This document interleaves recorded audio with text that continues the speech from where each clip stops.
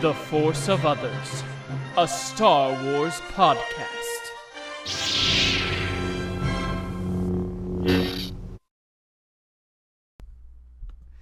Hello there, and welcome to the Force of Others. I'm Zachary Owen Turner.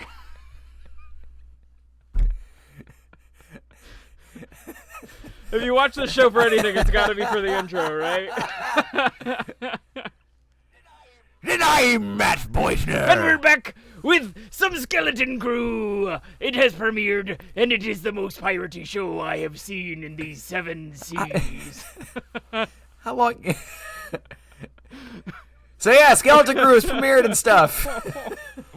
Hey Zach, do you like pirates? I love pirates. Oh my god. I'm going to give my review this way the whole time. No, you're not. No, you're not. Skeleton Crew has premiered.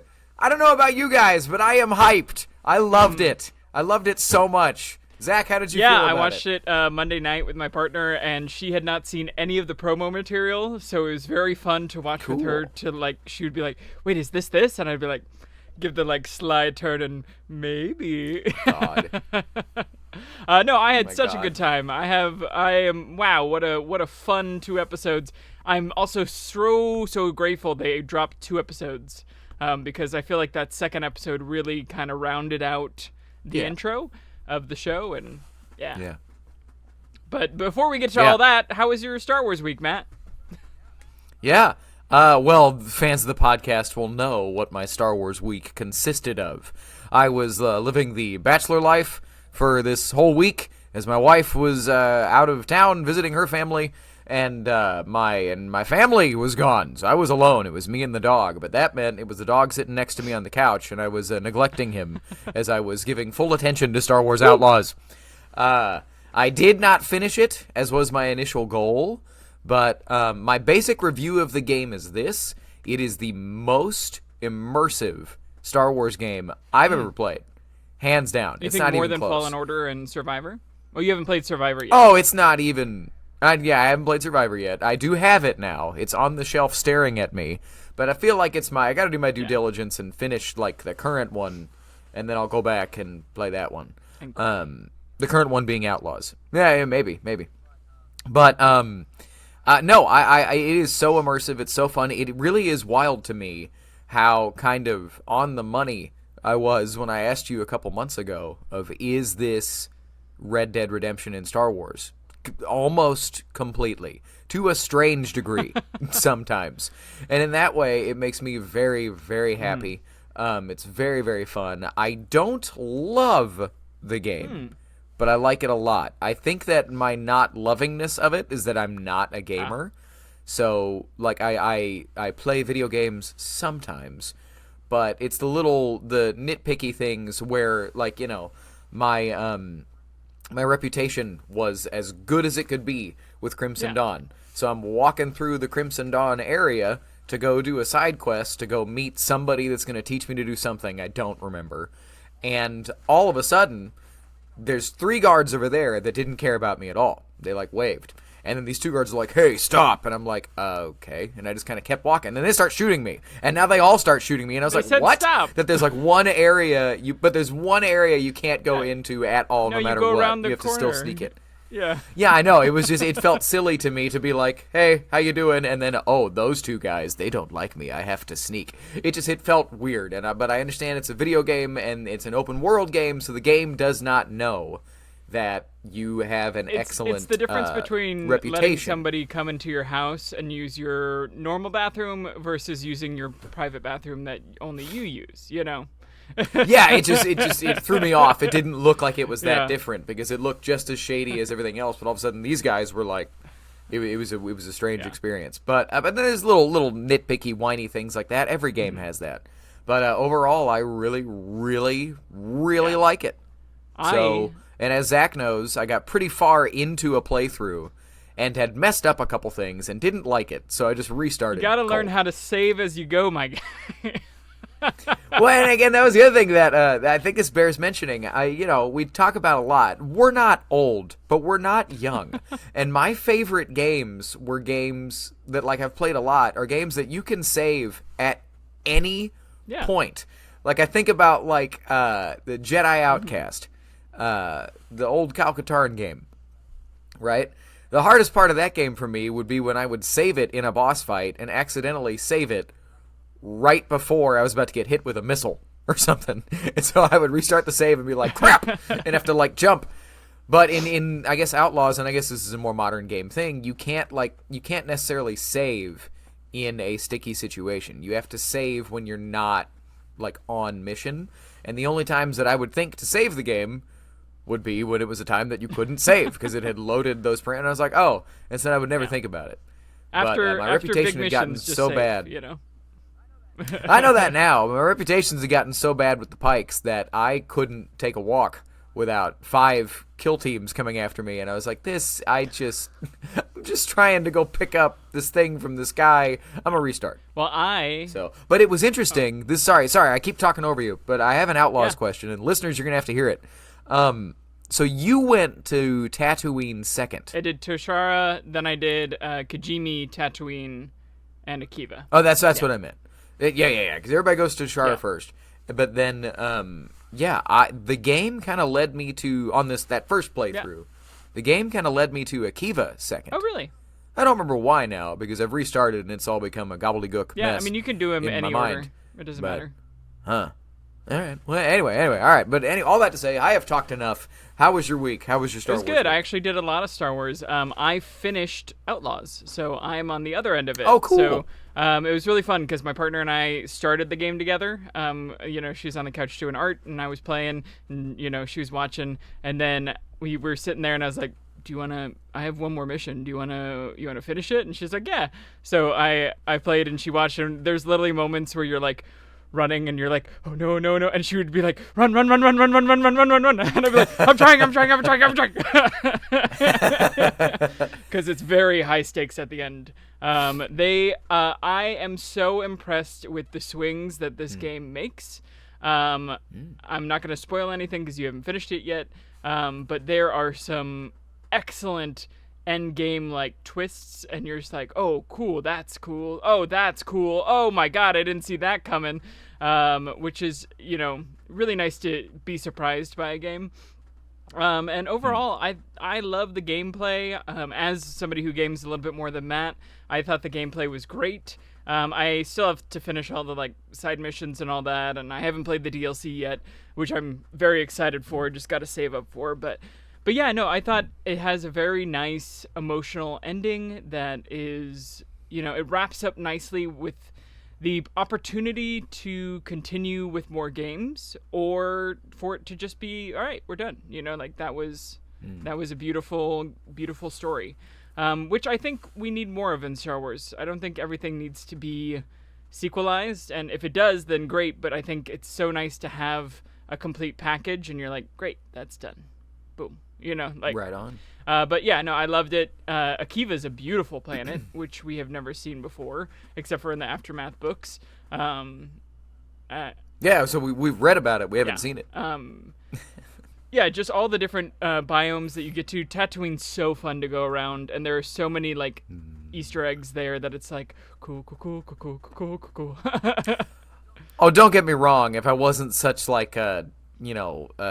the character-based, story-driven role player in these type of games, I would be like, I don't care about any of this. I'm going to Tatooine, and I'm just going to look around. There are a couple of cameos on that planet that I'm like, oh, I can't wait till Matt sees this, because I didn't want to mention it because it's but it's like, ah! But very fun. Cool. Well, all right.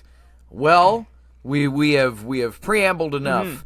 Let's dive into the world that we live in now, which is the world of Skeleton Crew. We got a big, huge 2-episode premiere. This was 2 episodes that we have seen. First one being This Could Be a Real Adventure. That's the name of it. Directed by John Watts. Written by Watts and Christopher Ford. And then episode 2, Way, Way Out Past the Barrier. Directed by David Lowery. Also written by Watts and Ford. My opening thoughts... it's predictable, fans of the podcast, but I love when Star Wars is archetypal, elemental, hopeful, and fun.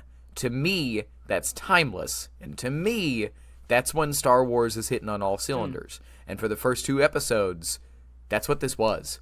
And I loved it. I was smiling the whole time. This was getting wrapped up in a nice, warm Star Wars blanket, forgetting all your problems, and watching just a wonderful story of kids going on an adventure. I like it when someone my age, that's a pop culture fan like I am, can see where it's going, but where it's going is making me happy. Yeah. So that's basically how I felt about it. But what were your opening thoughts? Yeah, I mean, like I said before, I'm so glad they dropped 2 episodes because I think that second episode really kind of solidifies the show for me.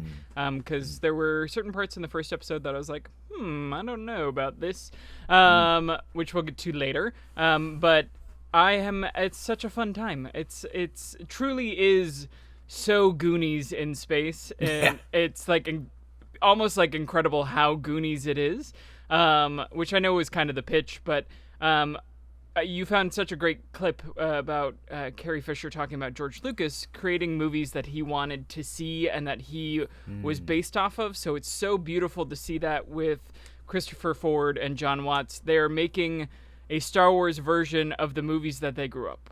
You know, it is so... Yeah. It is so Hughesian, you know, and I mean, there's references to even more modern stuff, but it is such a beautiful ode to pirate and like pirate lore and piratiness, and I was so excited to see that in space. I hope we get a Hondo Ohnaka like little cameo at least, because if you're gonna do a thing about pirates, you got to bring the pirates that we know. But even if we don't, the pirates that they have are so fleshed out already. Like the opening sequence alone, I was like, oh, I'm sold. Yes. We got a New Hope sequence but instead of Vader, it's pirates. I'm here. Like, you see an alien get shot in the eye and you know he's going to have an eye patch later. Like, you know, also. And you see him getting worked on later. Also, aliens. There are so many aliens in this show, and it is so beautiful to see. And it's like, yes, that's Star Wars. Give me aliens. Like, yeah, 100%. A pirate. If a pirate cove had just been a bunch of humans walking around, I think I would have been pissed. Yeah. But yeah, that's my opening thoughts. I'm having a great time with it. I'm ready for next week. Kai was even like, "Hey, does Skeleton, like, we watched it on Monday, and she's like, so when does the next episode come out? Is it out? I was like, oh, it's next week. She goes, oh. So. Well, and that's a whole other conversation with the business model of whether or not you should be weekly or dump it all at once. I like the weekly reveal of shows. It gives us more to talk about in the time between. But speaking of partners, my wife Jenny comes through the room while I'm watching Skeleton Crew yesterday. Mm-hmm. And you know, I've said before, Star Wars is not Jenny's thing. Yeah. But she walks through and stops cold when Neil came on screen and said, "I'm sorry, who's that?" And I was like, "His name is Neil." She goes, "His name is Neil?" Now, I might be able, you know, the Baby Yoda got her too for a second. Yeah. But then we started watching more and she was like, Did she see Neil's younger sibling? Because that might get her in. Well, but I'm not going to give her the goods, like, immediately, because then she won't watch the rest of it. But I'm just trying to see, you know, every now and then I try. Like, there will be a Star Wars show that Jenny likes. Yeah. But, speaking of Jenny liking things, we're going to talk about what we liked. Yeah. And so we're going to bounce back and forth on our likes. We will get to our respectful dislikes and struggles later on. Yeah. But, so for my first like, this is a very vague, wide-open one, but I liked that the show was legit funny. I laughed several times in a way that I didn't necessarily expect. And it made me very, very happy. These Kids on Bikes shows and stories, sometimes they can be more annoying than actually funny, but I thought this was legitimately funny. Yeah. I think it's funny, but it's not funny haha. It's not like playing it up. It's Star Wars funny, which is real stakes, just like funny reactions to a real stake, you know? Like, it's fun. It's fun funny, not let me fart, you know. Oh, yeah. I should say it wasn't yuck like Jar Jar Binks or anything like that. It was actually like legitimately character driven and funny. Yeah. So I kind of went through the 2 episodes and wrote down different points that I really like. So I already said the opening sequence. I think that's amazing. but in that sequence specifically, the pirates swinging on the ropes to get to the other ship and blow up the turret is so piratey. And I was like, I would have never have thought of a swinging space pirate in a suit to blow up a cannon. I thought that was amazing. So. It's just sticking with that same the opening sequence, just the DNA of Star Wars Episode 4. The waiting defenders, close-ups on their faces, and then they're all pointing their blasters at an airlock with the invaders pouring through. It was just so fun. Yeah. I also, just sidebarred, speaking of likes in that opening sequence, I really, really enjoy when there's a opening crawl of some type or opening text that is very, very simple, very straightforward, very basic. We're going to lay out the simplest, all the information you need to know. We're going to do it in just like a couple sentences and drop you in. Because you don't need more than that. Yeah, I used the crawl to sell the show to somebody. Yeah. I was like, here's what the opening crawl is, like the opening blue lines, and they're like, that sounds sick. I was like, yeah, and it actually is.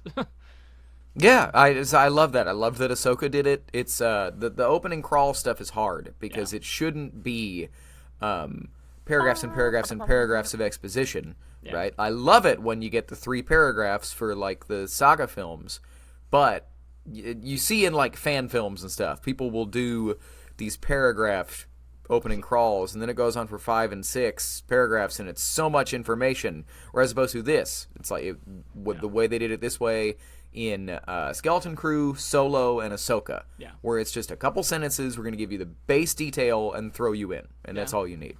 I love that. But yeah. Going back to other likes, I like that it's a cul-de-sac now that we know that it's this weird dystopian world. Yeah. Like, the dystopian world of it is, like, because it was so funny, we were watching, we were like, what is this planet? Like, this doesn't even seem New Republic. Like, there's trolley tracks and not, like, speeder bike, like, not, like, hover cars. Like, what's going on? You know, like, they set up such a odd dystopian world where you, like, literally the droids are cameras. You know, like, and it's almost like Earth. It's very Earth-like, actually, when you look at it. But the world, I think, I don't know. I'm curious to hear your thoughts on the cul-de-sacs now that we know it's this odd hidden planet that you can't even see the stars. You know. Yeah, I mean, well, the line. This is jumping ahead a bit, but we'll go there. Just that that the woman was telling Fern and KB, quote, yeah, sure, you're Linderlings from a lost planet of eternal treasure. And so it's like, okay, which ties back into something you said last week. You were right. Yeah. I think they're going to have to go back to add in that is the treasure island of this story. I am very, very intrigued. I loved, this is a different like that nobody has heard of it. Which was something that they had said, but I didn't know that it was going to go to that level. Yeah, of that nobody's heard of this place. It's not just that nobody's heard of it; it's that it's a mythical planet. You know. Well, and we'll talk more about the barrier later. I want to save it for our discussion, but I'm very interested, and I have some theories as to what I think it is, but I want to save that for later on. But I too love that there is some kind of weird mystery going on. Yeah. So that it's not just kids in space, you know. But something else I loved, I liked that Fern's bike bully, Bonge Falfa, is named after Harrison Ford's character in American Graffiti, Bob Falfa, who is also trying to race like the racer character. If you haven't seen American Graffiti, I highly recommend it. I would like it even if it wasn't a George Lucas movie. But straight up, it's his name. It's a clear tip of the hat to Bob Falfa from American Graffiti. Yeah, I love all the kids in general. I think each one of them is so well cast. But something that I'm so glad we watched the holiday special, because seeing Neil's younger siblings all watch that crazy thing that they had to recreate from scratch to just have it on the show is amazing. And you were right. It was kids watching it. Yep. It was so funny. Yeah, baby Niels watching that sequence just absolutely tripped me out. Yeah. Something else that was adorable. This Whim quote, quote, "I saw your bike. It's totally wizard." I was like, I have that too. He says it twice. He says wizard twice, and I was like, yes! Well, and just him, like, and he was trying to say it like it was like a cool thing to say to the girl. "I saw your bike. It was totally wizard." And I was like, oh my gosh, I can't. I love kids in shows like this. Well, another like for me, when they get on the ship, you get a musical note that is so reminiscent of Goonies when they're looking at Smee, or SM-33. He has the one-eyed Willie, and you even almost get the one-eyed Willie notes, which is the from Goonies, but they like change it just slightly. But I was like, that is such a beautiful, like, musical tip of the hat to Goonies, you know? Yeah. And then later on, when you get the skeletons, even more so, you know? Oh, and that struck me as like very, very Indiana Jones kind of also as well. Yeah. And that, like, I liked in that moment that they were terrifying, and Wim thought it was all so cool. He was like, yes! I think they died in a duel. This is everything I like! This is everything I've ever wanted! I loved the moment that that flying the ship was, like, impossible. SM-33 is like, it's no problem. You just got to do this and this and this and this and this and this and this and this. And the kids are all like, what? Yeah. Also, why do they have an emergency hull demolition sequencer? And how likely do you think it is that that is going to come back? Yeah, it's Chekhov's gun. Like, you don't bring up an emergency hull destructo gun without having to use it. It's going to come back later. And it might tie into Wim's just inability to not push any button that he sees. Yeah. You know, like, push the button now, push the button. You know. Yeah. I also love the ending of episode 1 with just going into hyperspace and all the kids going, ah! Like, such a beautiful ending to that episode of like, oh, this is gonna be fun and crazy. And I think Kai's words were, oh, they're so effed. Like, like, because the whole time we're like, oh, they're so no, they're lost. They're gonna get lost, and then they go to hyperspace, and we're both like, oh no, they're screwed. Like, well, to me, it made hyperspace feel kind of scary in a way that it should be. It's something that the first time I remember seeing it visualized in Star Wars, when you're seeing someone go to hyperspace for the first time, was, I think, Ezra in Rebels, where he just sees it, and you'd see the star lines, you know, on his eyes and stuff. And I liked that they made it funny and scary, and you're like, oh no, these kids are in trouble. Yeah. This is not Han Solo casually punch it and escaping the Star Destroyers. This is kids completely out of control.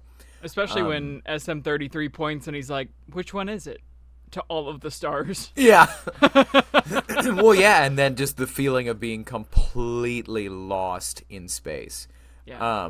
Just to dive back into just at the add-in of it all, I really, really liked the relationship with Wim's dad, Wendell.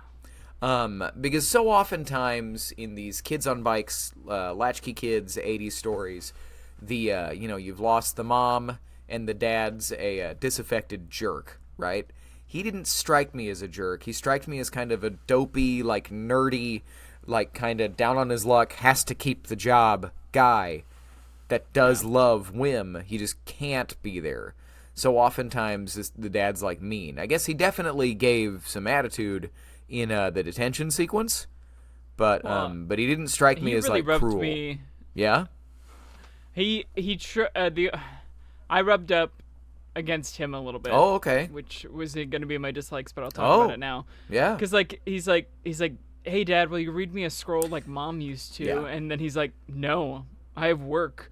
Yeah. Aren't you too old for a scroll? I was like, screw you, dude. Like, run away, kid. Well, and I'll talk about that more later. Like, I guess I appreciated that so oftentimes they make the father figure that needs to grow so, like, oppressively mean. Yeah. And that this was like, he has that moment of like just emotional, like emotions don't really compute to him at this point in his life. But I think all that's going to tie into finding out what the At-Adin mystery is. I think so too. But sticking with likes, or what was your next one? I mean, just because now we're getting into episode 2. Yeah. Port Bargo.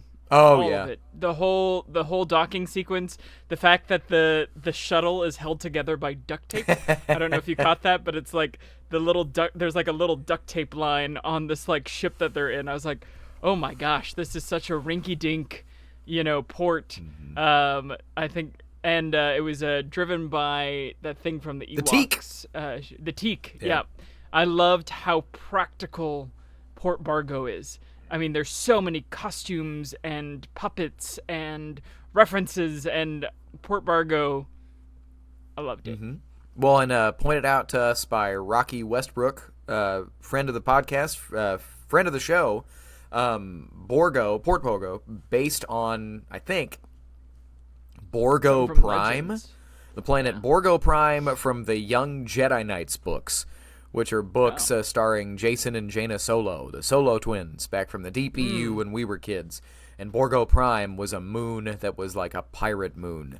And so I think they were just like, we'll just take that and call it Borgo. And there you go. Yeah. But loved that deep lore dive. Speaking with Borgo, I absolutely loved the disgusting restaurant sequence. I thought that was so funny. And it's the thing that I love it when these things, when you execute things well that a complex audience can see coming, but you still do it well. That's a good show to me. That's a fun show to me. Like, he cracks the thing and pours it all over his food, and Wim is like, and then Neil's like, well, no, actually, I don't want the, It's so, like, I was just like, yes! Love it! Yeah. Love it so much. It was good stuff. Yeah. And the I guess he's a puppet. I don't know. He seemed practical to me. Neil? No, the bartender, the cook. Yeah.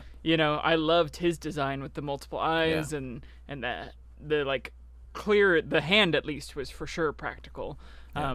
And that's when we first realized that At-Adin is a mythical place, and they're like, where did you get Old Republic credits in mint condition? His dad gave him to it for lunch money. Well, and to that point, to go against one of my dislikes I thought I was going to have coming in, I love Neil.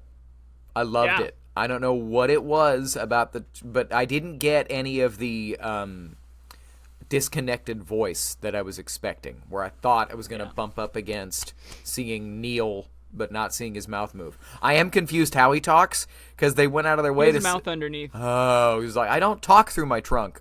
I was like, what? At one point, he, like, rears up and you can see him out. Oh, you're right. I think it's when he's screaming. Yeah. Yeah, that's awesome. But I loved all that stuff. And then my last big, sticking out, just the last line of the second episode. Just, can you keep a secret? We got more Jude Law stuff to say, because I think you saw him more than just in that scene. But sure. Everybody knows. But I thought that was what a fantastic line to end that first series of episodes. And also just that it was what we said when we saw the trailer. It's a Pirates of the Caribbean thing. That it's not a dog going to get the key. It's the little rat monster, and that then. But it's such a one-for-one reference. Yes, yes, I loved it. I absolutely loved it. Yeah. So there you go. Yeah. That's on mine. And then my last few, SM-33 just being a total, badass with his shields and burning the guy's face, and just cool pirate fight. Two, that Brutus. One, that the name Brutus, because A2 Brute, he's the one that leads the mutiny. Oh, good call. But that it's their spaceport, I thought was very cool. Dirt is really dirty, is a fantastic line. And Neil goes, he's like, don't lay in the dirt. It's really dirty. Yeah. And then just something I didn't realize until Kai pointed it out, that you have kids from a family with one dad that is kind of not there. You have a kid from a family with a mom who's too much, so involved in the life, and then you get Neil, who is from a like stable family unit, and KB, who we don't know her family. Yeah. You get 4 kids from 4 different walks of life that, with maybe the exception of Neil, are all seeking adventure, or on the adventure, unwillingly. Yeah. But I thought, she pointed that out, and I was like, that's beautiful. To have the different, lifestyles and still all be seeking that adventure. Yeah. So. Yeah. No. All that and more. Yeah. Well, okay. So we have spammed you with our joy and our likes. Let's. I don't want to say we're now going to spam you with our hatred or whininess, but let's get into some respectful and constructive dislikes. No art is perfect, but Zach, take us off into this one. What's some of the stuff you bumped up against? Yeah, I mean, I know they're setting up the dad to have a redemption and to be more involved with his kid and all that, but I don't know. I was like, screw you, Dad, which I guess is what you want. Yeah. But so I ran into him a little bit, but he is doing his job. He's doing what he needs to be. But I think as a story point, I was like, meh.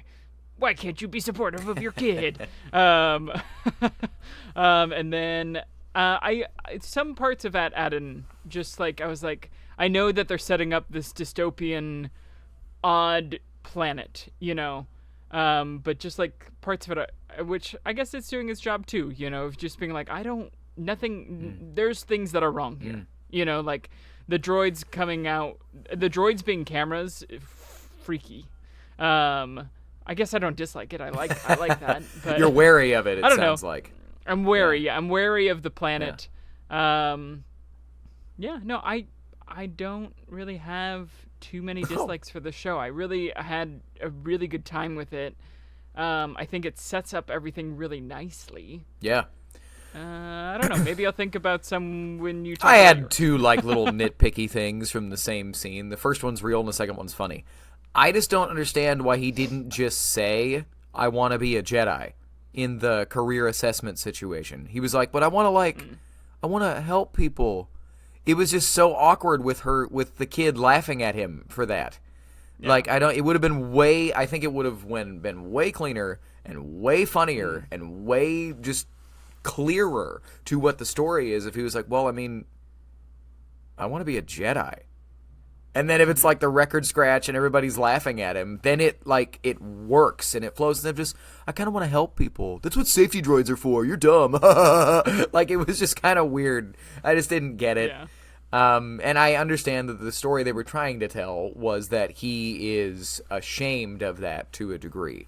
Because Neil's like, why'd you say you want to be a Jedi? And he's like, I didn't say that. And he's like, yeah, you pretty much did. But my only other dislike or struggle was just a question. And I just thought it was weird. The quote as they were getting ready to take the test. If you must use the refresher, remain seated, and utilize your desk controls. Can they poop in class? No, I think it's press a button that you have to use the refresher. I eventually put together that was probably what it was, but I was just like, what a weird... If you need to use a refresher, remain seated and utilize your desk controls. I was like, what? Weird! No! So, anyway. But yeah, no, I didn't really have any other dislikes or struggles. I'm happy. And the biggest thing is that I'm feeling happy that most of the internet's happy. Rotten Tomatoes loves the show. No grifters are grifting. Knock on wood. Sorry, that's probably real loud on the mic, but there's none of this rage bait, at least right now, towards this show. We'll see as we get deeper into it and it starts taking swings. But okay. So diving into some questions, talking points, responsible speculation for the future. So we all know that's Jod Nanawood in the mask in the first sequence, right? Oh, for sure. Even when he comes, I mean, like I said, my partner has seen no promotional material. When he comes out, it's shot to that there's another perspective there. But she goes, "Oh, is that the captain?" Yeah. That was put in because it's him. Also, he's wearing the jacket from all the other promo material. Yeah. Yeah. But what I love about that is that it is obvious to us. It will not be obvious to kids. and that's why it works. And I love it for that.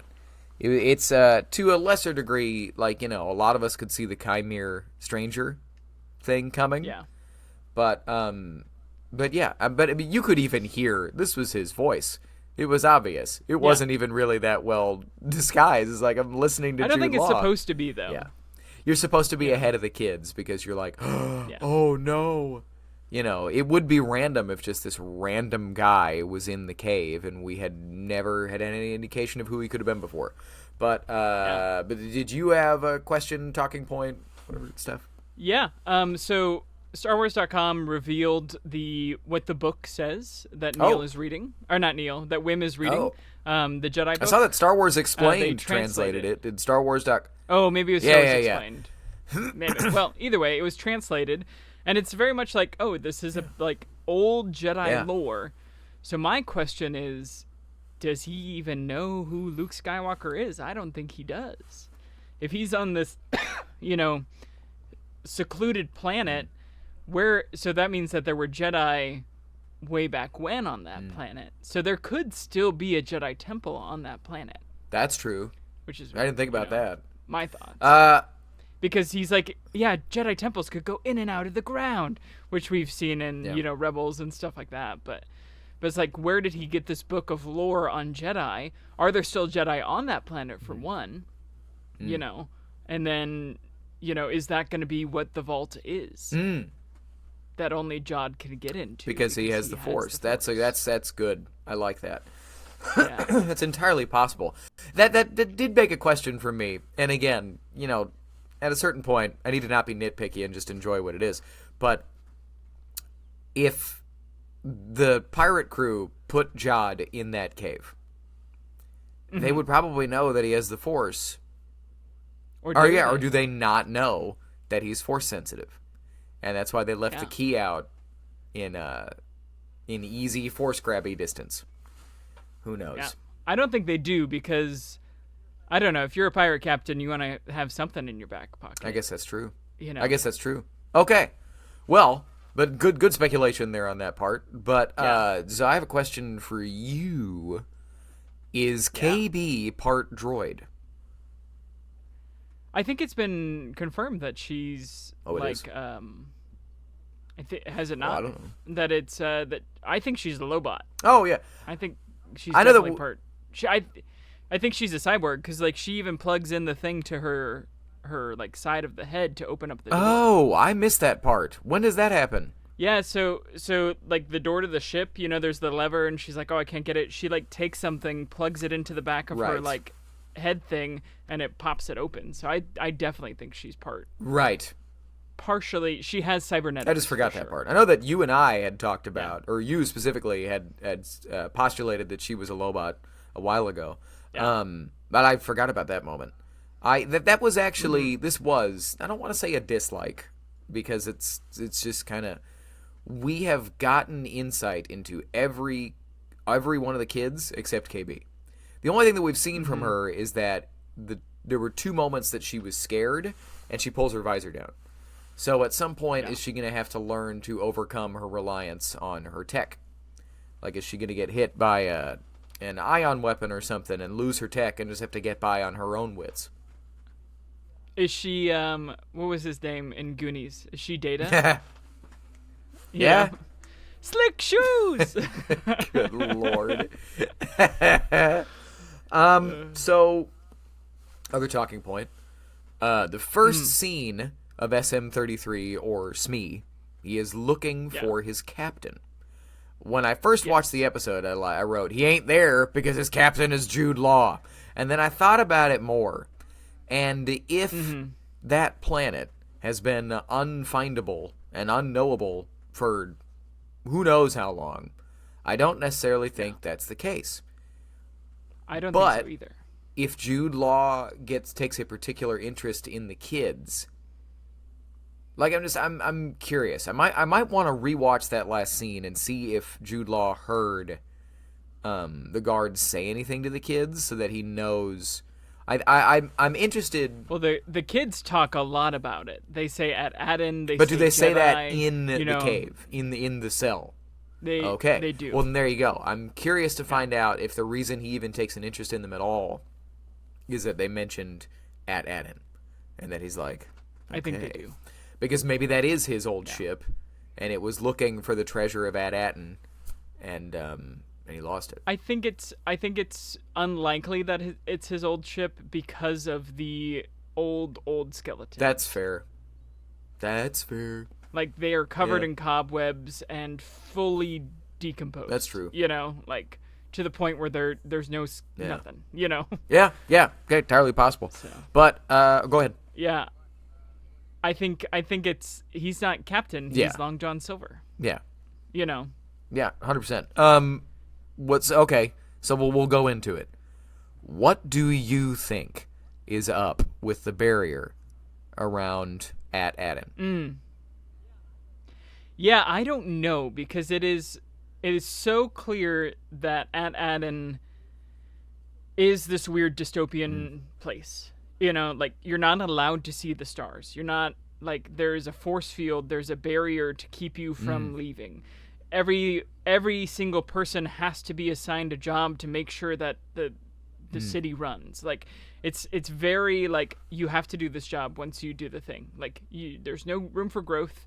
It's, it's almost, I don't know if it's just dystopian. Yeah. It's very dystopian. You're watched at all times. The droids find Wim because he wasn't at school. Like, they're truancy officers, like, they're just like, you're not at school, you have, you're going to jail, like, so it's weird. I don't know what's going on with it. I think that it is a portion of the planet. I don't think it's the whole planet. Okay, why? That they're from. Because they say you can't go past the barrier. Okay. Like, even the woods, they're like, you're almost at the barrier. Like, he's like, help me find my son. I see what you're saying. Okay. Interesting. So, I think it's like, I don't know what's going on, but it's obviously hidden for a reason. I think it could even be run by a pirate. It's entirely possible.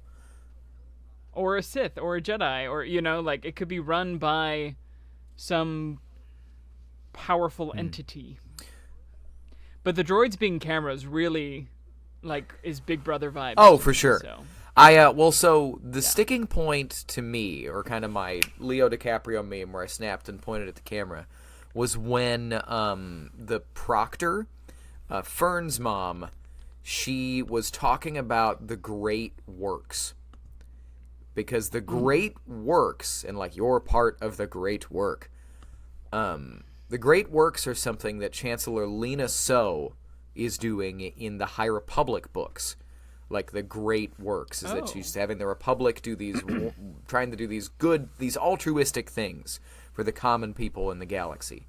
And so I'm sitting here wondering, did something happen at some point where At-Aden cut itself off from the rest of the galaxy to preserve itself, and erected a fake barrier around the planet?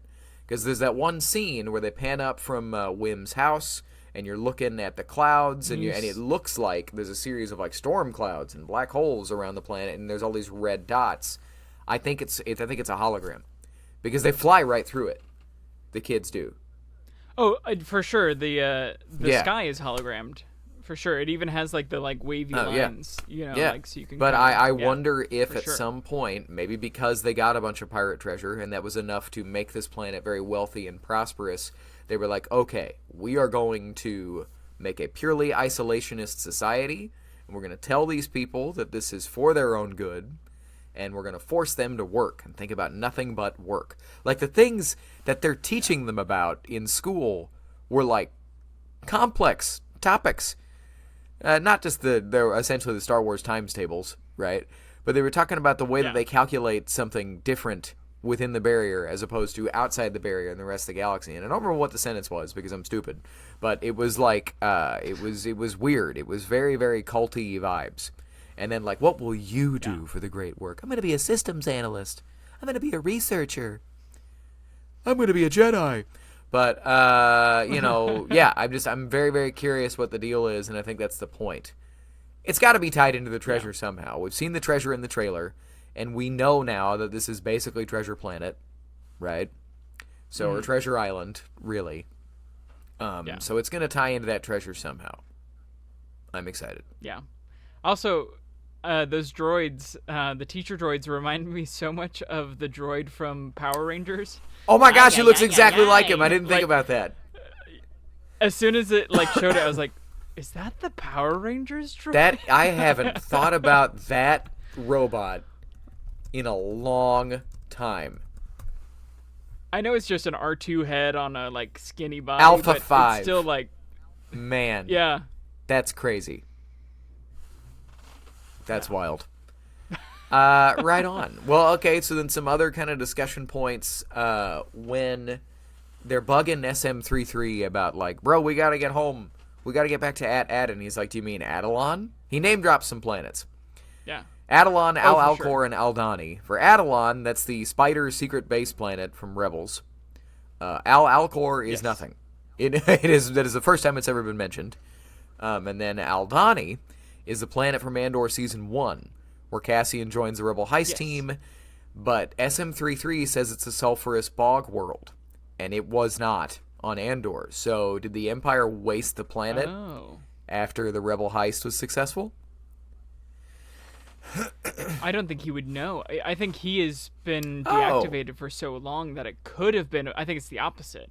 Is it could have been a bog planet That's has a good point. evolved. That's cool. Because it's interesting that he knows Port Corgo, but has also been in the ground. That ship has been crashed so long that the world has terraformed That's the thing. over it. Yeah. The ground has grown over it, the trees have grown over it, all the vegetation. He is an old droid. Yeah. So, I think it's likely that it's just it used to be a bog planet, Yeah, I hope that I feel like that's going to go either way. It's either the time that they've been down there will make complete sense, or it absolutely will not. And we'll be sitting here guys, what? Why did you show that it was so terraformed over like you're talking about? But whatever. Yeah. Okay, well, cool. Well, you got any other discussion points, other things to talk about from the show? Let's see.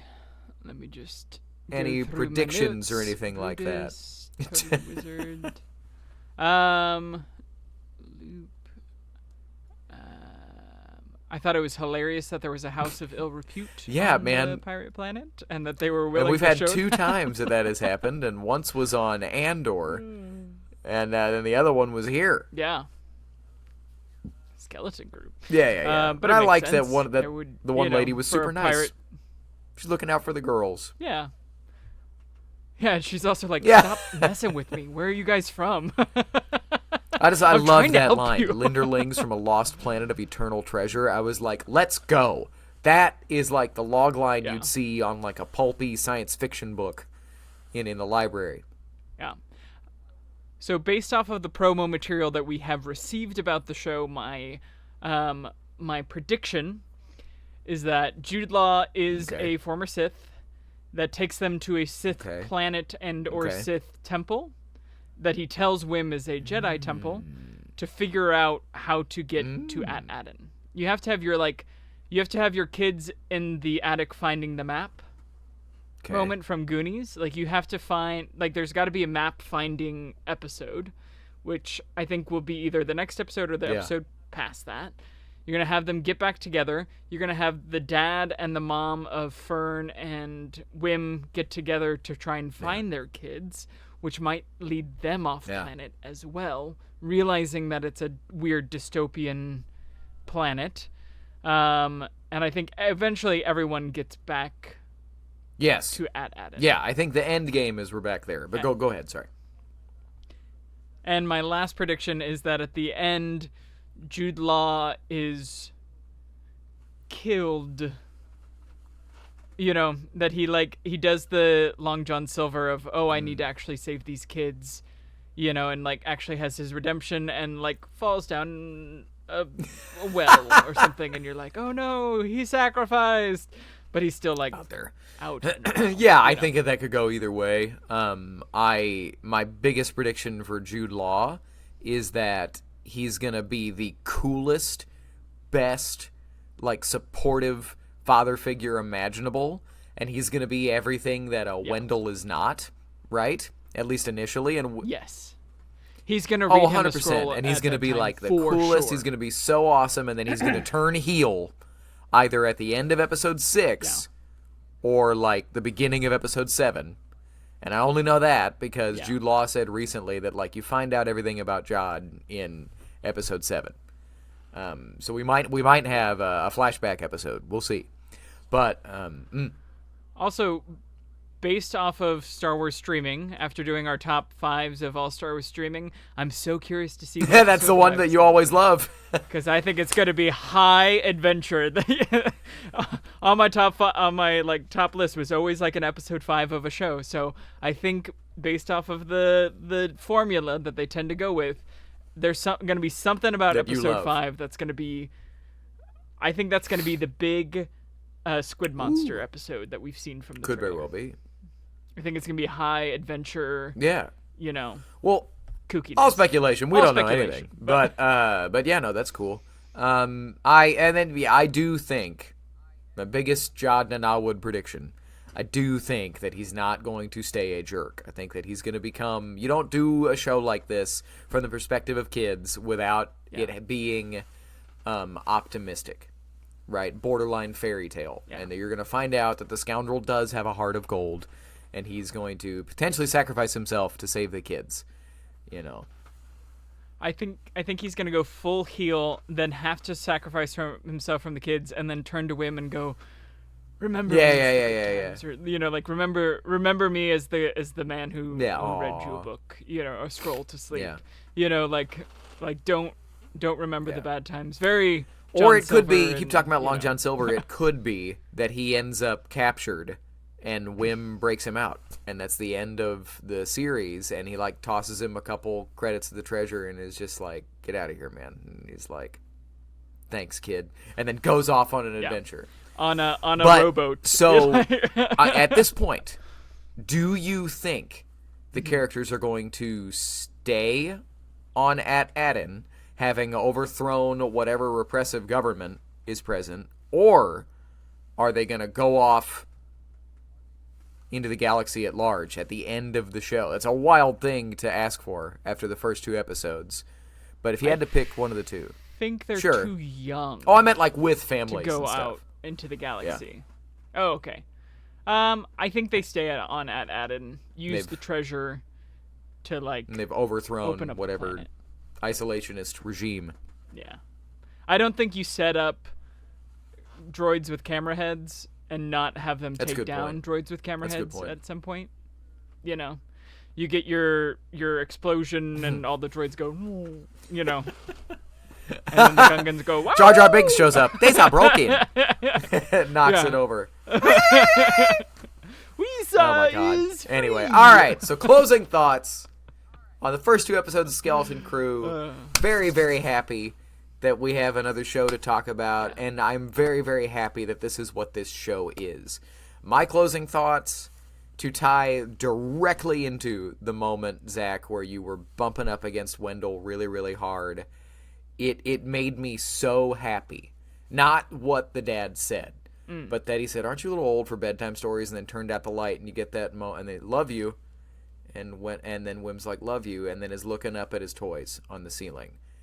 This show, while I do think Wim has a lot of growth to do, because he's very, very selfish, right? Neil offers to fail for him, right? And Wim doesn't even acknowledge that. Wim doesn't ask how Neil's assessment went. Wim thinks he's the main character. Wim has main character syndrome. He's so selfish. But this show is about, what about the kids that aren't too old for bedtime stories? What about the kids that are dreamers? Yeah. What about, let's face it, us, right? The people that do want to dream for more and that we're not childish, but we're still childlike in many ways. I think that Wim is going to find his place. I don't really believe that he's gonna grow up and become jaded by the end of the show. I think that that'll probably be what it is. That he essentially falls in love platonically with Jod Nanawood, right? and that then when he turns into a jerk, it's going to be Wim still believing in him, Luke Skywalker and Darth Vader style, and that could very well be what warms Jod's heart, and he takes down Brutus. There ain't no way Brutus makes it out. Yeah, I love that. I love him. He's awesome, He's so but cool. there ain't no way. And he has that deep gruff There voice, ain't no way Brutus makes it out of this show alive. That for sure. SM33 is going to take... Oh, do you think SM33's dead? But he was toast. He's a droid. Smoking. On the ground. No. Like the rat abandoned him. You don't get Smee and not give him a captain. You know, you don't not have him. I do interact agree, but with I'm also Jod sitting in here that way. thinking, Like, I'm trying to, off of all the footage that we've seen, I don't know that we've seen Jude Law and SM33 on screen together. No, but I feel like that's too good of a character dynamic to develop to not have it. All right, what your closing thoughts for the first 2 episodes of Skeleton Crew? My closing thoughts are, avast and raise the sails because I'm here for the pirates. I enjoyed watching you come up with what you were going to say while you were talking. I'm here for it. I'm so in the bag for anything pirates, and just taking pirates, which are a favorite of mine, and Star Wars, and mashing them together. I'm here for it. I am so excited about the show. It was such a beautiful 2 episodes, and it is so fun. Like, it's just a good time, and it reminds me of what A New Hope was when you first saw it. You know, like, it's referential. It's faster, more intense. It doesn't stop. Like, it doesn't, like, there is not a moment in those first 2 episodes that you're like, oh, and now we're talking about politics, you know, or like, and even when they're talking about the politics of the weird dystopian planet, it's like, okay, cool, we're going to mention a few things and move on. Like, it moves at hyperspeed, and it is so fun, and I am here for it. Yar! Also, I need a Star Wars in universe. What is their yar, their yo-ho? Like, I need a development of pirate culture. Well, again, your love of pirates, if this show hits, I'm curious to see what the numbers are. Yeah. Because, again, that was what killed Acolyte. It wasn't the grifters. It wasn't the hate backlash. It was just the numbers weren't there. I'm hoping this hits. But we saw, and we talked about it a couple months ago, that Star Wars trademarked Star Wars Pirates. They have that name. If this show hits, I honestly think more and more, simplest answer usually being the right one. If this show hits, there's not a Skeleton Crew season 2 planned, but it's them going, if this takes off, you could have the Brutus and like Vane show, right? Yeah. Although I think Vane doesn't make it out, because Vane was supposed to be killed in Mandalorian, because and they kept him alive for the show. He's great. I think he's like seedy and like snake-like, and that, you know, so like archetypal pirate, a specific archetype of pirate, you know. But I think, I don't know, or maybe he's the Starscream of the. Like, that's of the always Autobots, there. where he's the one that always makes it out and joins another pirate crew. You know? Either way, if it's not obvious, we liked the show. And I'm very, very happy that it's here. I hope that it stays this same path. It's what I said last week. If this show delivers on what they're saying it is, which is kids in bikes in space, it's done that for the first 2 episodes. If it stays that course, this is going to be my favorite Star Wars we've gotten in a long time. It just makes me happy. It's just that simple. But, okay. Speaking of things that make us happy, we got a guest for this week. And so I'm about to throw it over to our interview with Jacob Suggs. He's a Star Wars content creator. He is a must-follow on Twitter. He is so positive. He's honest. That's an important distinction. He's not just positive for the sake of positivity. He will say when he doesn't really like something. But he's positive, he's wholesome, he's a fan of the show, and we're a fan of him. So let's go to our interview with Jacob Suggs. Okay, And we are here. Let's give a warm welcome from all corners of this galaxy to our guest for this week. This is Mr. Jacob Suggs, the owner, the maker of Lightspeed on YouTube. You can also find him on Twitter. So what's up, my friend? Oh, what's up, Matt? First off, thank you for having me here. I'm a big fan of your podcast, and I'm glad to be here. Thanks, man. We really appreciate it. We're all about giving the mic to anybody that will take it, as long as they love Star Wars. You know what I mean? But Listen, I'm ready. Well, speaking of loving Star Wars, the episode that you're going to be on, more than likely, is our review of the Skeleton Crew episodes that just dropped. So my co-host and I just fell in love with this show. How did you feel about Skeleton Crew so far? Oh, dude, I loved it. I already had high expectations for it because it just looked like my kind of Star Wars. Yeah. But I have to say, John Watson Company really impressed me. Even more so than I thought they would. I really enjoyed it a lot. I think that show has so much heart. And even though it's a story that we've kind of seen before in other forms of media, especially like that Amblin and media, that those Amblin films that it's heavily inspired by, I think for Star Wars, it makes it feel different. So it really stood out in all the best ways. I'm really having a blast with it so far. Yeah, I said it on the show before, but if this show stays true to what they've said it is, kids on bikes in Star Wars, Stranger Things in Star Wars, I don't know how they're not going to stick the landing, and it's not going to be like a 10 out of 10, at least for me personally. With you. Well, right on. But it's funny, just to, as another Star Wars content creator, I think that term content creator gets overused and is weird now. But it seems like right now, knock on wood, everybody seems to like the show. I know, it's crazy. It's like... It was insane waking up the morning after and seeing no hate for it online, really. I was like, this is insane. This is unheard of. But it's kind of great because it reminds me of when The Force Awakens came out. And I'm sure that eventually people will find something to complain about. Mm-hmm. It's just unfortunately how it goes. But it reminds me of those first few weeks after The Force Awakens when everyone loved it and everyone was talking about how much they enjoyed it. And I don't think we've had that in a long time with Star Wars. So it's great to have it back. Yeah, it's 100% all of those same thoughts. It was bizarre. I was opening up Twitter just kind of wincing whatever morning it was after it premiered. Let's see. Oh, wait. People like it. Yay. But anyway, well, so all right. So we found out about how you feel about the most recent Star Wars, right? Let's actually dive into our interview questions. Same stuff we ask everybody.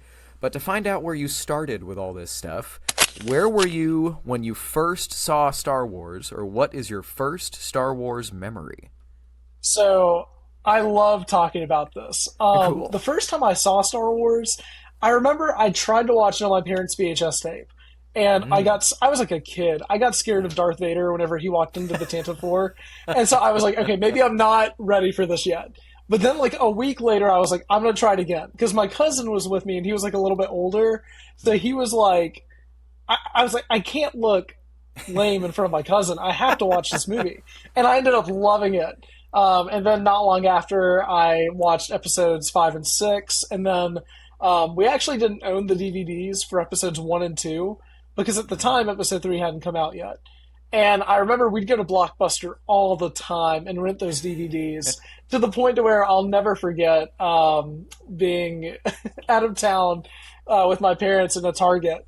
And I remember little me was like, oh, Dad, can we get episodes 1 and 2 on DVD? And he was like, nah, buddy, we're not going to do that.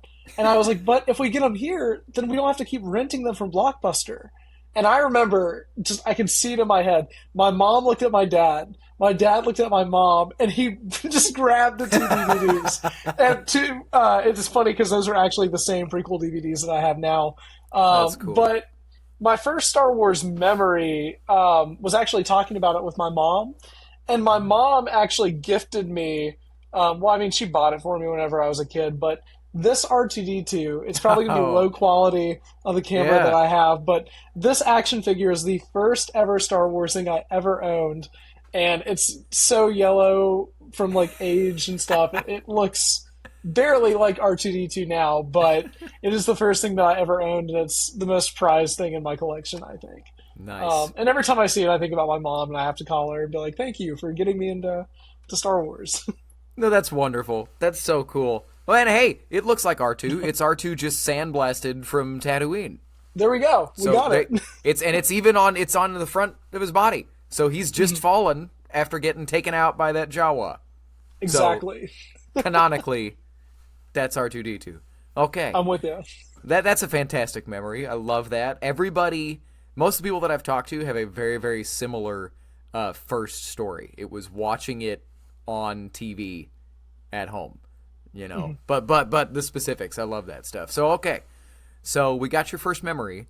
Who is your favorite Star Wars hero? Oof, it's to me. There's no comparison. There's no competition. It's got to be Han Solo. I wanted to be Han Solo growing up.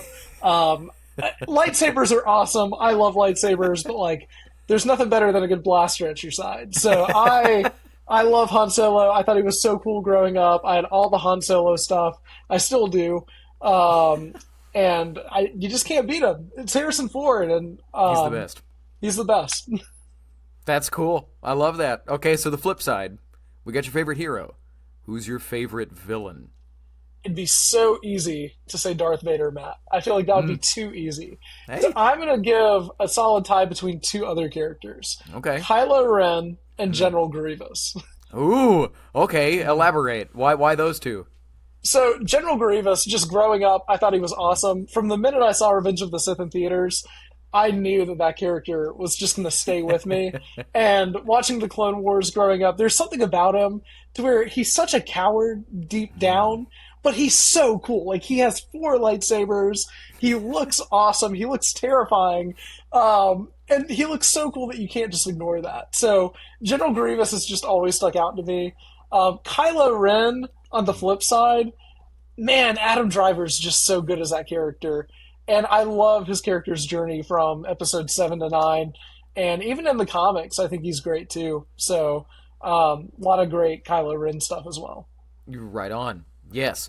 How do you feel, or are you excited about the upcoming Charles Soule long-running comic book featuring Kylo Ren? I cannot wait for that. I somehow knew that you were about to ask me about that. I cannot wait for that.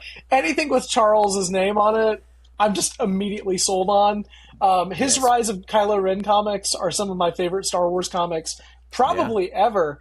And even his stuff, like, I actually have Light of the Jedi off camera, which is one of my favorite Star Wars books.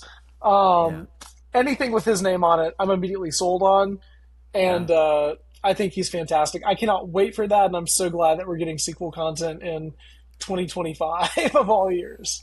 Which is still wild to think about, that you mentioned Force Awakens earlier. We're coming up on 10 years of The Force Awakens. Crazy. It's like, ugh.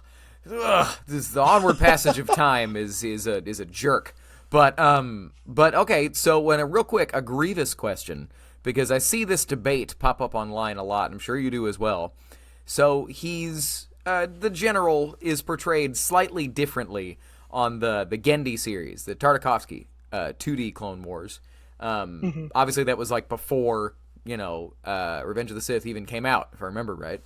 But so, what are your thoughts on that? On how he's not really a coward on the Genndy show, but then he is on the 3D Clone Wars and in like Star Wars canon itself.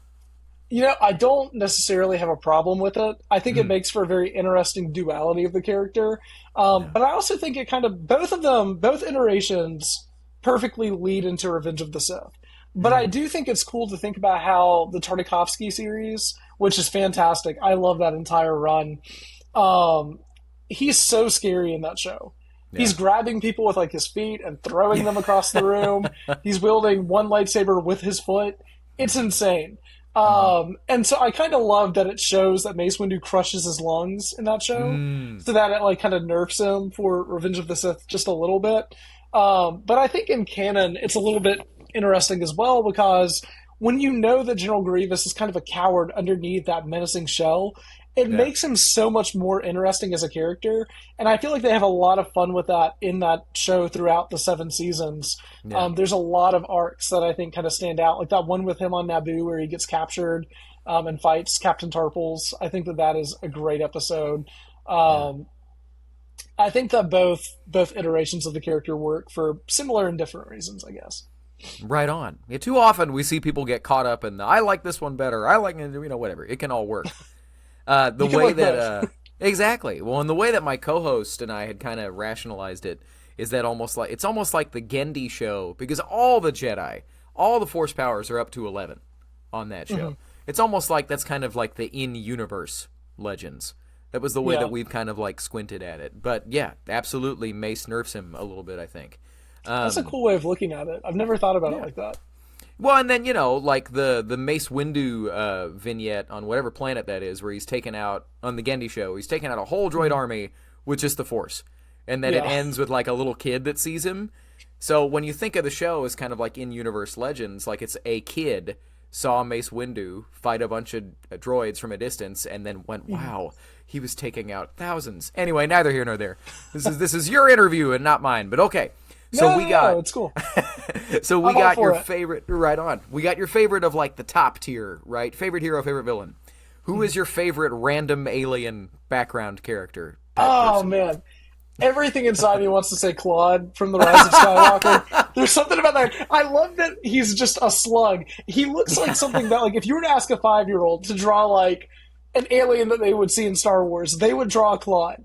And to me, that's just awesome for so many reasons. I think it's so funny in just all the best ways. I think he has the best backstory to any background alien character ever. And I think that... Go ahead. I'm sorry. And I love that he has no arms, but he's a mechanic. I think that is just so funny. Well, and I was going to ask you, I didn't know that there was a Claude backstory. Okay. What's his backstory? So before I say any of this, I could be so wrong on this. I've not checked Wikipedia. Someone told me this a long time ago. I cannot remember who told me or when I heard it, but it has been my headcanon ever since. Okay. Someone told me that Claude is just a slug sitting at a bus stop. And Leia tells Poe and Finn, hey, the Falcon needs to be fixed. Go get a mechanic named Claude. He'll be an aid to the Resistance. So they pull up to like this bus stop in like the Millennium Falcon. And they see this slug. And Finn comes out and he's like, are you Claude? And Claude's like, yarp. And waddles aboard the Millennium Falcon. Because he doesn't understand Finn. He just thinks that the Millennium Falcon is a bus that's going to take him where he needs to go. So in the movie, when they get ambushed by the TIE fighters and they're blasting the Falcon, that's why he's screaming in that scene. Because he thinks that they're just firing on some random bus. And then later on, he joins the Resistance. I could be wrong on that. That might just be my headcanon. And if it is, I'm totally fine with that. But either way, I just think it's funny that he's just a slug that kind of gets dragged along onto the adventure and helps the Resistance save the galaxy by the end of the movie. I'm all for it. That's fantastic. I don't even want to fact check it. That's as far as I'm concerned. That's Force of Others canon, at least. That's our head canon for sure. That's hilarious. Right on. I love this idea. Claude at the bus stop gets pulled into the Rise of Skywalker. It's funny. If I was to pick my favorite random alien background character, Claude is up there as well. I think he's just ridiculous and so funny and strange. And it's one of the best things of Star Wars, when there's just something that doesn't make any sense and you don't explain it and move on. Yeah. But I saw it in the theater. I was like, okay, yeah, this works. I'm cool with it. Yeah, just fell in love with him immediately. But okay, Jacob, if you had a Jedi weapon, what color would it be? If you had a Jedi weapon, what color would it be? Oh, man, that's a great question. I want to say yellow because I think yellow lightsabers are sick. I love the one that Rey has and the one that Luke has in the comics, and more recently Yord in the Acolyte. I thought that was awesome. But there was a lightsaber growing up that I saw as a toy that has just always stayed in my memory. And I think it was Plo Koon's. It was around the time of like 2002, 2003, about when Attack of the Clones came out.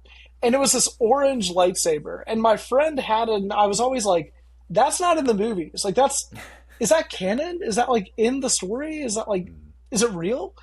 And it always stood out to me. So the more I think about it, the more I'm like, a dark yellow lightsaber or like closer to like an orange lightsaber would probably be the one for me if I had to guess. Cool. I like that. I like the out there choice. That's cool. Okay. So similar kind of like personal vibe with Star Wars. If you could have a Star Wars tattoo, what would it be? I've thought about it. Cool. I wish I had one. I could just like reveal it on here. Unfortunately, I'm not cool enough to have any tattoos right now. But I've actually thought about it. I would love to get like a lightsaber hilt, like not one colored in or filled in, but just the outline of one like right here. I think it'd be really cool to have like the Skywalker lightsaber or like Luke's lightsaber and like Kylo Ren's lightsaber. I think it'd be so cool to have them on like the inside of my forearms. That's cool. I think it could be really sick. So maybe one day. I don't know. I'm not fully decided on never getting a tattoo, so I guess never say never to that. But if I had to get one, I feel like that would be it. Right on. I love it. Okay. So now we're into the hard hitters, the last couple questions. I'm ready. In or out of universe, what is your favorite Star Wars story? Ooh, my favorite Star Wars story. That's a tough one. Like movies in general, or like just anything. anything?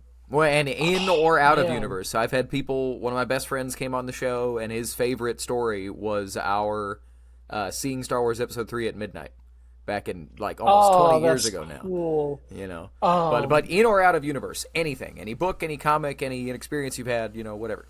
I'll give one in universe and one out of universe, if that works.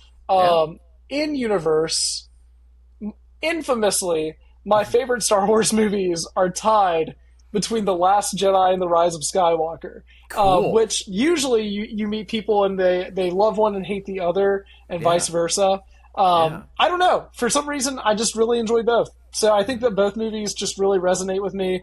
A lot of people think that like I fake my love for the sequel trilogy, but it's genuine. Those three movies, and I guess this leads me to like my out of universe answer. Those movies kind of came out at the perfect time for me, to where The Force Awakens came out when I was graduating high school. I was a senior, and I was really scared about what was coming next, and I was worried about the future. And despite all of that, Star Wars, something that I had loved since I was a kid, was coming back. Bigger than ever, arguably. And that just meant so much to me. And I think that seeing the movie, that just amplified my love for it.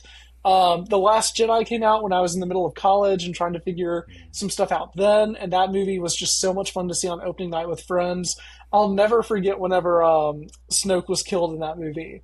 My friend stood up in the theater. He was just so shocked. Shout out to Carson if he's listening to this. But Rise of Skywalker came out. It's kind of like a parallel, I guess, to The Force Awakens. I was about to graduate college and was worried about what was coming next. And once again, Star Wars was coming to an end, and it was very bittersweet. But those movies, just outside of being movies, mean a lot to me. And I'll never forget seeing Rise of Skywalker with my mom, who got me into Star Wars.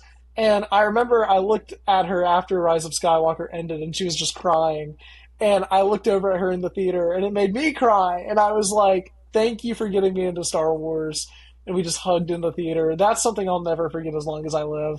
And I think that that's one of the biggest reasons why I love Star Wars. It connects us all. It's awesome.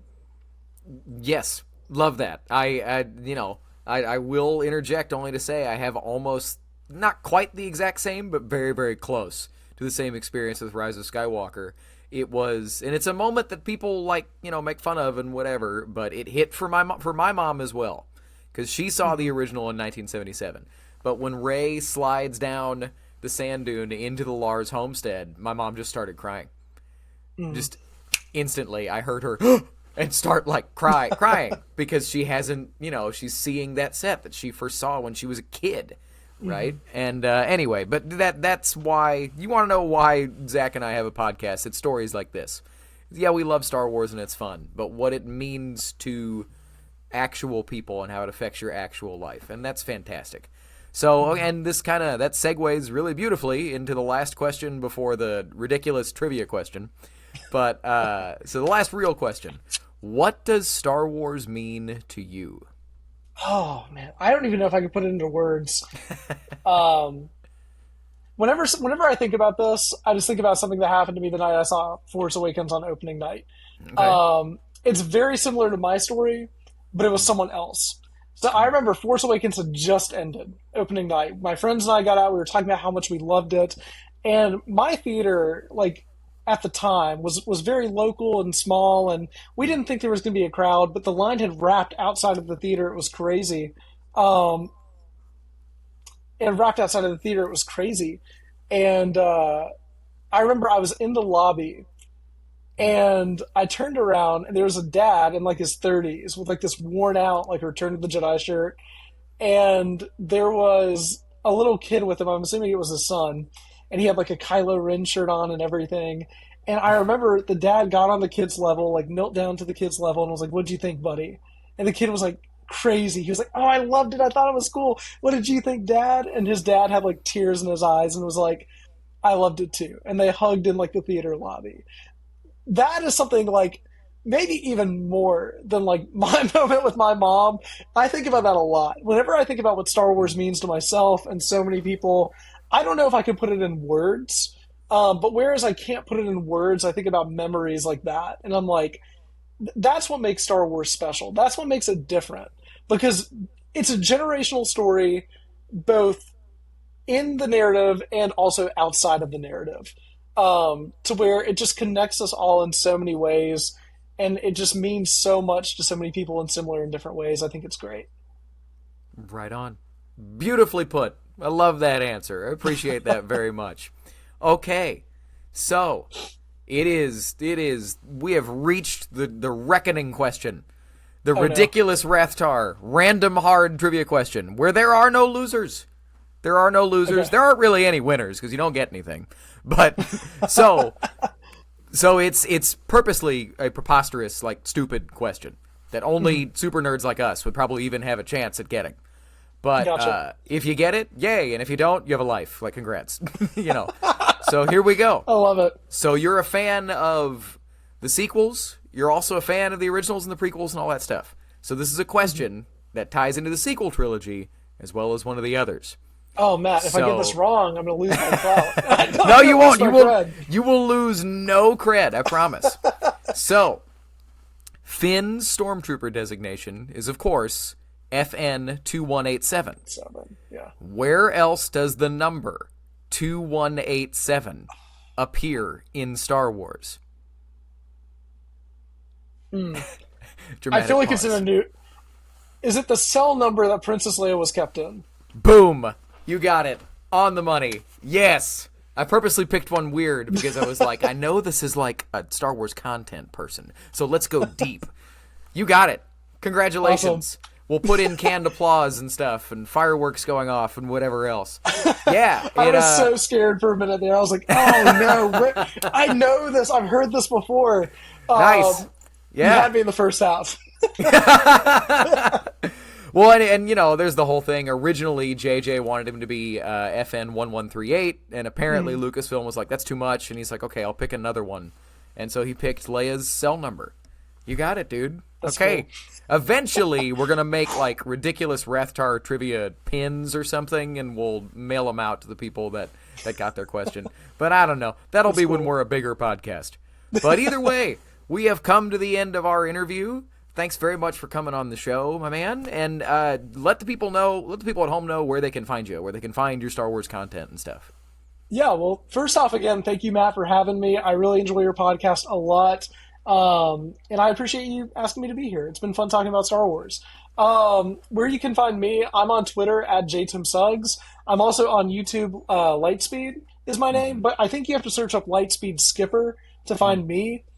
There's probably just a lot of Lightspeed videos on YouTube, I guess. But aside from that, I also am on TikTok. I think it's like Lightspeed Skipping there. If you type in Jacob Lightspeed, I guarantee it'll pop up. So if you're looking for me, that's where you can find me. Right on. Right on. Well, yeah, thank you very much for coming on the show, dude. This is awesome. I'm going to be open and, like, hunting for more ideas for collaborations and stuff in the future. But for now, we got to know what Star Wars means to you, and that means a lot to me and a lot of our listeners. And so I'm going to throw it back to me and Zach for the end of this episode. And we're back. Thanks for coming on the show, man. Really, really appreciate it. Woo. And, dude, we have time. We can do a mailbag. We can do a mailbag. It's been weeks. I'm going to try and make it an effort, a concerted effort, to do one mailbag a week, preferably a shorter one. Do keep sending your emails, guys. We will get them on the show, I promise. So this question is from Dustin Potter. What would y'all's non-Jedi Star Wars roles be if you were stuck in the galaxy far, far away? Zach, you first. Well, I would hope, based off of my, degree and the fact that I'm an actor, that I am one of the performers in the opera that they go to in episode 3. It's like, what are you trying to say? That's awesome. That's awesome. You know what I'm talking about. A performer like that, or maybe even one of those circus performers that they're watching from the holiday special. Based off of skills, I think I would really love to either be like a mechanic or like a pilot. But like the mechanic archetype is always really what is it called? You vibe with that character. You identify with that character. Yeah. Identify with those characters, in Firefly and all that. So I think it would be cool to be like the mechanic that always has like a grease stain and a rag, and then has to pilot the ship sometimes. Yeah, that's cool. Yeah. Well, my first reaction, space mechanic. I love it. My first reaction to this question was stuck in a galaxy far, far away. What? Of course I say that, and then I remember things that we learned that, like, Wookiees at the age of, 3 are already having to, fight the giant spiders, and I'm like, maybe I'm fine living in the present reality and not Star Wars. But... yeah. You also got to remember, during the Empire, they're under a fascist regime. But it's fun. I guess the question is, do they hear the John Williams music while they're doing cool stuff, or is it just scary? But anyway, so similarly, I've got a real answer. I would probably be a teacher. I would hope that I'd be teaching theater or teaching performing or something. Maybe I'm the choreographer of the holiday special acrobat thing that came back. But then the fun answer, I pilot all the way. Straight up pilot, not even a discussion. I would want to be a pilot. When Luke's like, he was a navigator on a spice freighter, I'd be like, cool, great, I'll fly whatever. One of the most fun things I ever did in my childhood, one of my uncles, shout out Wyatt Hester, has been a pilot for United Airlines for 1,000 years now, and he more or less broke the rules and got me into the flight simulator for United Airlines, and I landed it. Cool. First try, and he was kind of like, what? Cool. And this was a long time ago. I was like 10. But ever since then, I've wanted to be a pilot. Biggest problem is I can't see. So, you need to be able to see. You need to have good vision to go up in a ship and fly fast. Or even slow. You should be able to see. But all that to say, we did an episode, man. We are in the Skeleton Crew era, and it is a good era to be in, as far as I'm concerned. So, Zach, let the people know where they can find you. Just one more thing while I'm thinking about it. Skeleton Crew, as it would play us out, the music in the show is top-notch, and the Force theme in pirate instruments is something I didn't know I needed in my life, and if we could, without copyright, I would insert it here in the show. That being said, you can find me at Zachisfaction on Instagram, Twitter, TikTok. Check out my space pirate outfits. I got one. But the best way to get to me is forceofothersradio@gmail.com. Send us your questions. Send us your talking points. Let us know how you like Skeleton Crew. Facebook, Twitter, Instagram, Matt Beutner, Beutner. Good luck with your spelling. The composer for Skeleton Crew, related Giacchino. to wait, is Is it Michael Giacchino? I think it's his brother. I think it's Mick. I think it's a different guy, but he is great. It's fantastic. So like good. He crushed it, and so I'm happy to see. There you go. I'm happy to see that the family line is continuing. Yeah, they're the new era of composers. But yeah, you can find me on Instagram, Twitter, Facebook, all the things. Talk to me on comments on our YouTube channel for The Force of Others.